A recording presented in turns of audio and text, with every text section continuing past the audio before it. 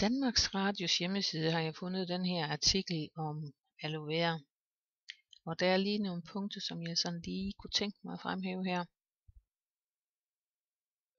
Det står her, at aloe vera er godkendt af Lægemiddelstyrelsen som naturmiddel mod solstråling, forbrænding og mindre sår.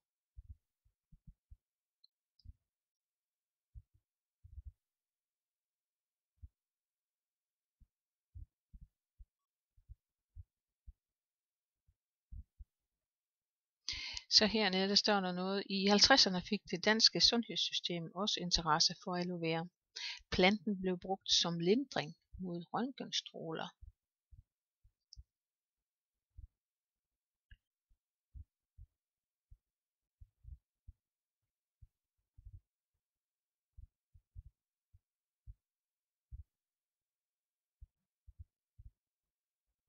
Så står der også her, at forskningsforsøg tyder på, at aloe vera gelen har en antibakteriel effekt.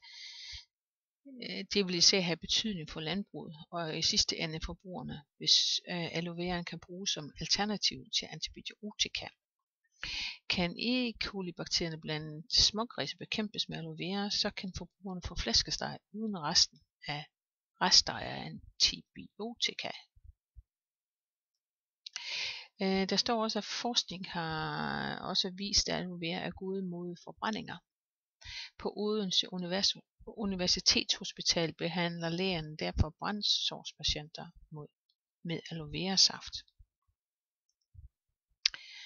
Men altså, hvis du selv vil læse det hele, så kan du bare sætte videoen på pause, mens du læser, så du får det hele med.